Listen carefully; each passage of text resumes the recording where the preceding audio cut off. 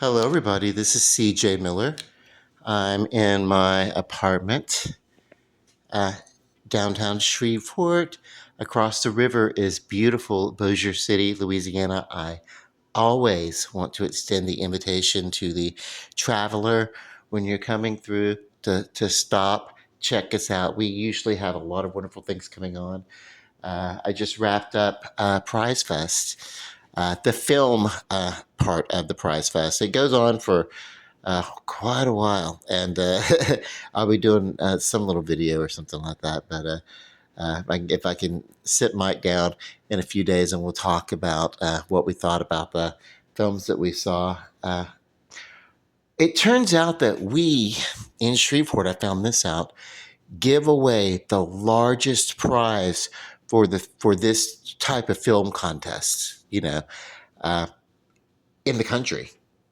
And I think the award for top prize or whatever. I think that when they win it, you're voting on this, and you realize, hey, this isn't just uh, what I like and what I don't like. I mean, the winner is going to walk away with $10,000 for their endeavor, which can help them in their next project or whatever. And if they do good, and they enter these things, whatever. I'd love the next big talent coming out of Shreveport. I love that kind of stuff, or surrounding areas, or Louisiana, or whatever. And it's really fun.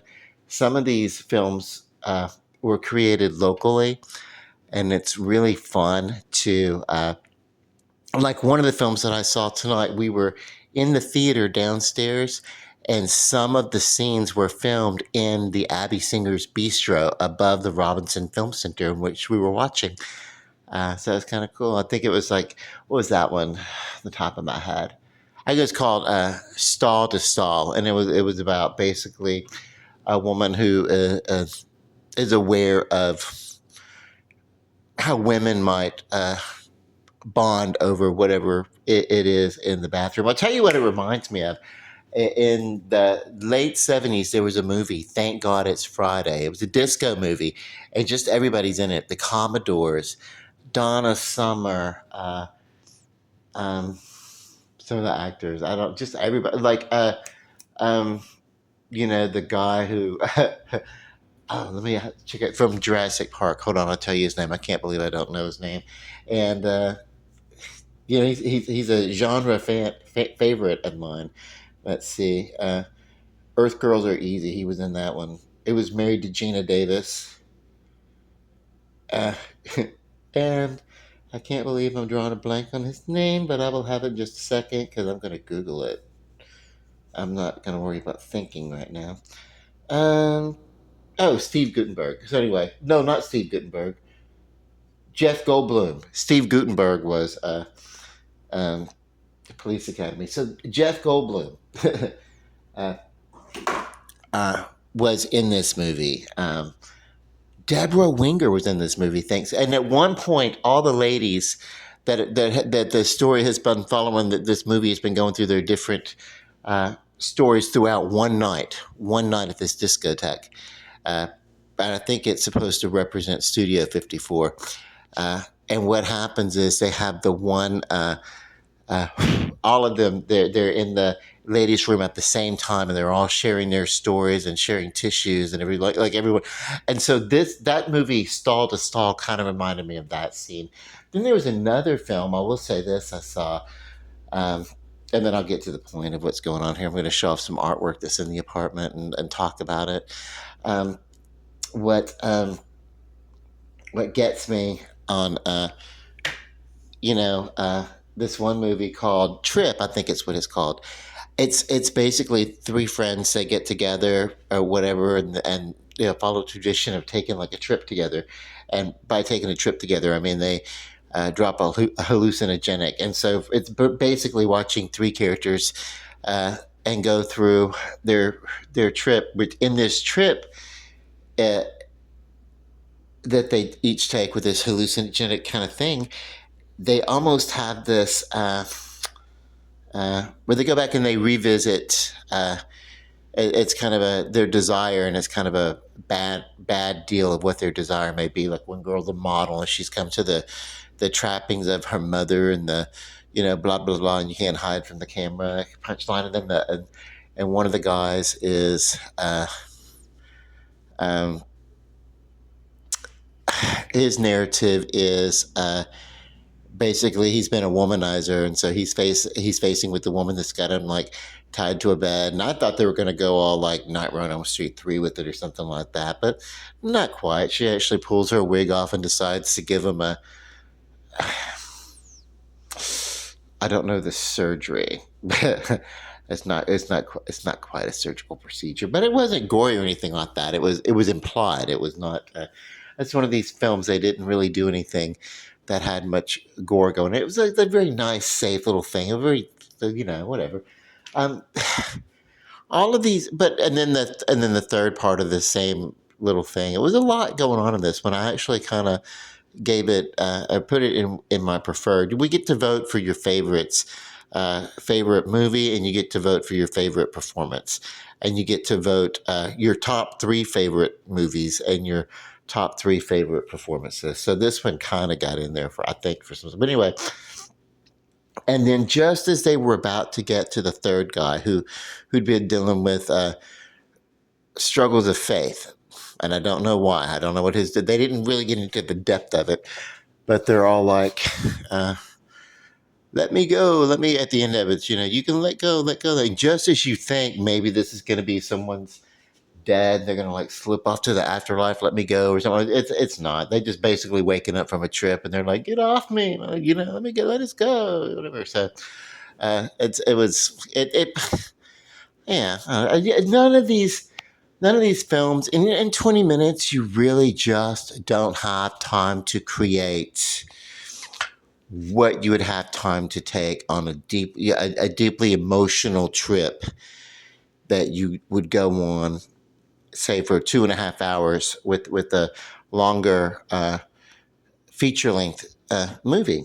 So in about 20 minutes, your story needs to be good, the clips need to be cut, your visuals need to be poignant, and they need to be impressive. And some of these, but I also realize that it's basically the themes, interpersonal relationships, caregiving. A lot of it's all of these are focused on relationships, and then there are a couple which did not deal with relationship. They dealt with uh, what should I say? They were a little bit morality plays. One of them talked about the juxtaposition. It was a brother who uh, uh, was doing drugs, and he was in a holdup in a sleaze bag apartment or motel or something like that. And the sister comes and she's like, "Why are you not in the? Why didn't you come to the funeral of our dad who just passed?" And so they have like a whole back and forth, blah blah blah. And the brother's like, "Well, you judge me," and blah blah blah blah blah. And then of course the sister goes, and this one is called Vice, I think.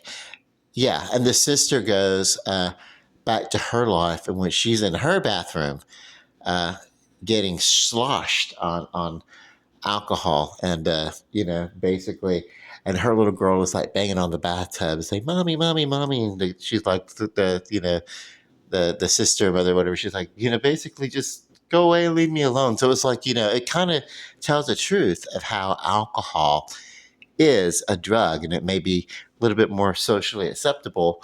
Uh, but a vice is a vice is a vice, or an addiction is an addiction is an addiction. If that is the name of the movie of that one, so that was a poignant thing. That was probably the one that was most relevant to my life, because we all have things, uh, you know, that we get to, and so my friend in NA uh, does artwork, and she did those two. She didn't do them specifically for me, but I talked about how I just didn't have, at one point a few years ago, I didn't have like anything recovery related, and so she did some work for me. Now these I did, and I didn't know that I was going to start doing them. I knew I was doing this collection, but the only thing that really ties them together for the most part is that they were the first things that I did paintings that I've done in this apartment that I knew they were going to be hanging somewhere in this apartment,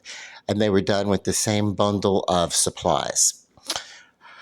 Same paints, same brushes, same canvases, the same bundle. That's why they all have got a very similar, not to mention my style in this particular uh, collection kind of echoes, there's a recursion to it and everything. Uh, yeah.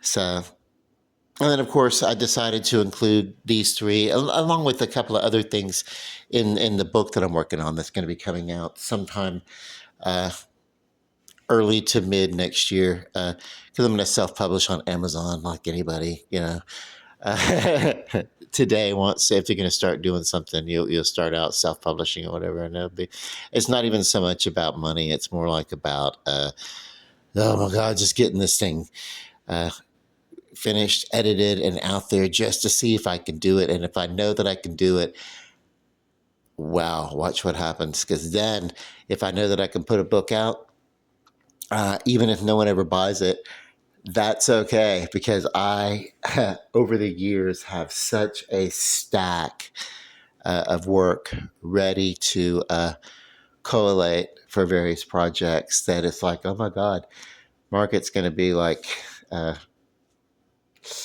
yeah, basically flooded with like, I don't know, more useless words than I put in like 12 years of Facebook. I can tell you that much. I don't keep a Facebook account anymore. Anyway, oh, and then I bought this one at one of our art walks. We have uh, almost a monthly art walks that my friend, when I first moved downtown, my friend Rusty talked to me about the art walks. And so I went on one and I saw this one. And what it is they turn parts of downtown into like street vendors paradise and lobby of hotels, and just basically just a once monthly art fair. And I like to give it a break in between art fairs, go every few months instead of every month, to give myself a chance of newness and renewal and everything like that. Uh, I like to take new people with me, and I love to experience it through other people. And if I got a little bit of money to spend on something like this, I certainly do not mind. There are a couple of other pieces that I've gotten. Uh, that will find themselves up here somewhere. Now, this the same friend that introduced me, Rusty. He lives in Parkville, Missouri. Uh, he, he's basically a photographer, but also uh, makes his own clothes, his own fashions, and it's great. What I love about him, he's the kind of artist that if he does it and it works, it's brilliant, it's beautiful. If he does something, he did both of these. If he does something and it doesn't work for a bunch of other people, but it works for him, he still doesn't give a damn. If it works for him, he runs with it. You know what I mean? And that's great. And and because with him, he's the kind of person that if it doesn't work for him, he'll just identify what's not working for him, and he will fix it, and he will make it work. And he is someone that really, really can sell that whole like, uh, having the soul and the eye of an artist. So I think of him as kind of, uh, that little bit of everything, that whole like, Andy Warhol kind of mentality. That when I first met him, he was like, if we get a little a think tank of artists together or whatever, I would be the Andy Warhol of it. Speaking of himself, and he's like, you know what?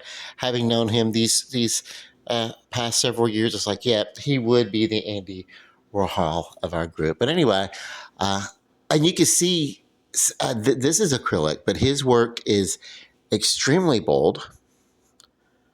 Uh, yeah, I think this was done in acrylic. Yeah, yeah, and he's got extremely bold colors, and he's not really afraid to just go there, And I love that, and he's not afraid to play around with surrealism and just let it go, And uh,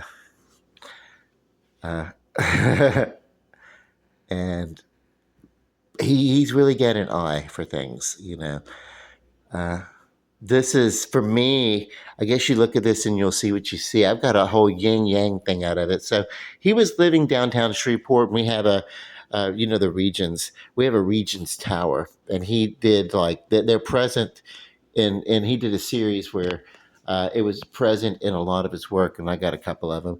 The tower is here, a slight representation of it. I don't like to put logos in my work. I'm not, I don't think there's really anything that speaks to me or gives such a definition to my life so much so that I'd want to put a logo in it.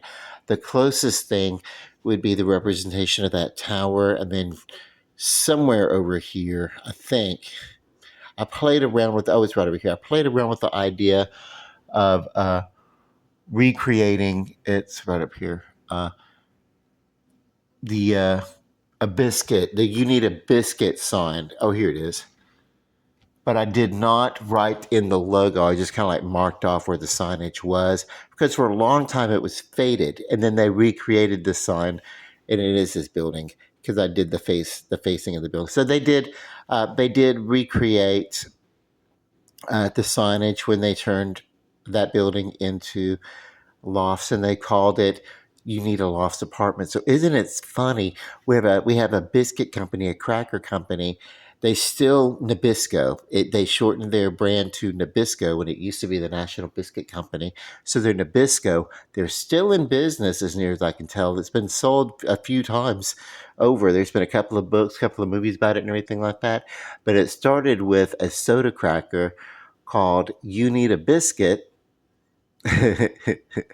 And we can have apartments called "You Need a Biscuit" lofts, but it's in the public domain now, or whatever. I guess I don't know. I don't know how that works with food or whatever, but it's so weird. It's like, does anyone really care anymore? Because they don't have the "You Need a Biscuit." What's so unique about before then, you got your soda crackers in like barrels. So you'd have like drugstores. You go to your drugstore, you take a scoop and you scoop it into your bag, and you would buy it by the weight, like penny candy or anything else. And this was the first time they packaged it, put it in a package, put it in grocery stores all the way across the country. Soda crackers, this type of food. And then they created an advertising company to advertise a food product. And it was the first time a food product had been marketed as, on buildings, landmark buildings in towns and everything. And so that was throughout the country. And then later on, other food companies followed suit, and then other products or whatever. So it was an important, the whole "You Need a Biscuit" thing, the history of it. So, but yeah, so I let the building be there because it's kind of important, but I didn't really get into like writing the letter or the signage or whatever, because for even though I was aware of the sign, for a big part of my life, it was fading, and eventually had faded almost completely gone. And then yeah, then they redid it, so that's great. But and then of course there's a steeple of a Methodist church over there. Yeah. So downtown. So I put that, but I did it. I wanted to not be too uh, bold with that. I didn't want there to. I didn't want there. I didn't want to be the. I didn't want it to seem as if I were trying to create a message. This is supposed to be rain and streaks of water and raindrops and everything hitting on and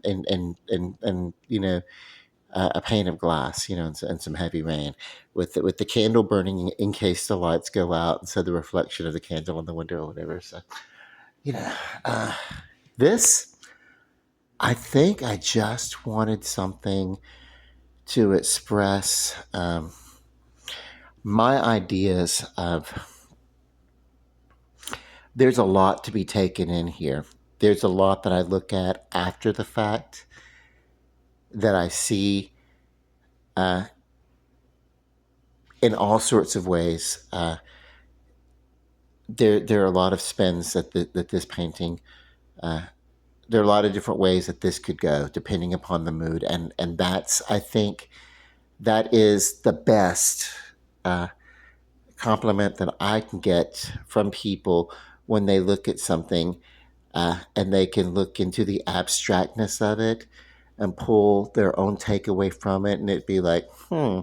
But also, this is almost like a Rorschach. You look at it, and yes, there are things there that look like flowers or trees or something like that. That's what they initially started out being. I was like, hey, it's going to be abstract, and you can look at it, and it's going to be a representation and everything like that.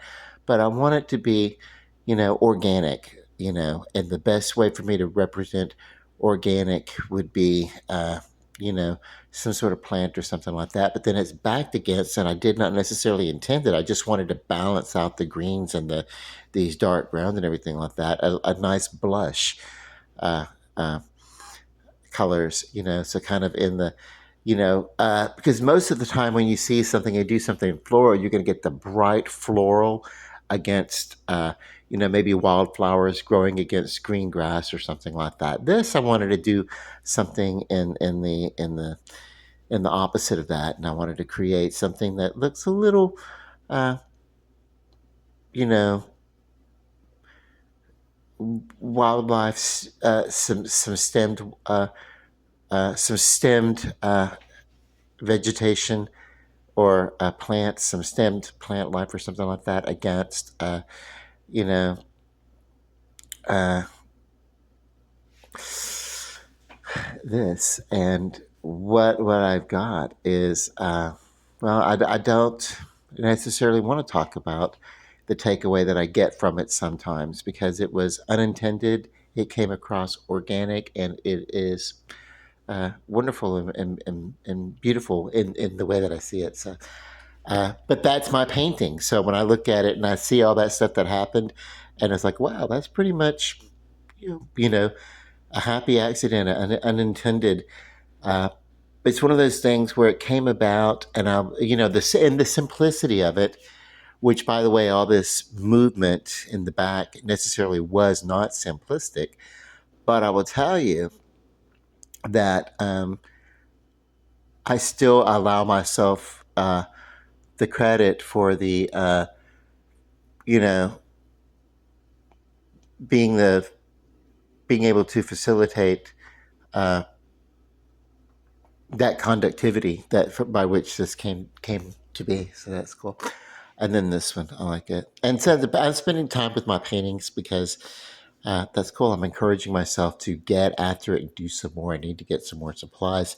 Um, I'm still formatting the book, and I need more paintings and I need more pictures for the book. I've got one photo that I want to do, which is basically a carousel at this old amusement park that I used to go to, Hamilton Park. There's still a carousel out there for what it's being purposed for, and I've got this great photo of this carousel that's not in use anymore for the most part underneath the moon. So, and it's this super moon. Or whatever that it was. It was, I think it was, and it's like the whole time I had a bit of a crystal sitting outside, so my crystal is supercharged and full of energy.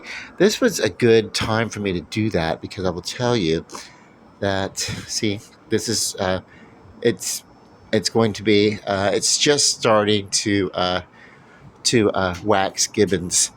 Uh, meaning that this full moon is starting to close, and yeah. But there's this steeple as I represent in the painting that I did and everything, and I did those. I posted all sorts of videos in that sequence of paintings that I did. I had some other ones, some paintings that I've done, but I sold them, and I don't have a way to get them uh, back. But yeah. Well, I don't want them back. I would just like pictures of them for the book, but they're out there floating around, and that's okay. I always knew that when I sold them, uh, if I've got pictures of them, I can use them. But if not, that's cool too. But I will say that because I'm using them to introduce, even though there's not so much a specific order specifically, in the poetry that I'm including in this collection. Uh, some of them work really well together. Some bits of the poetry they work well together, and so I've decided to put them near each other. And I'm kind of denoting or marking where some of those vibes, I should say, for me begin and where they transition into something else. So yeah, whatever.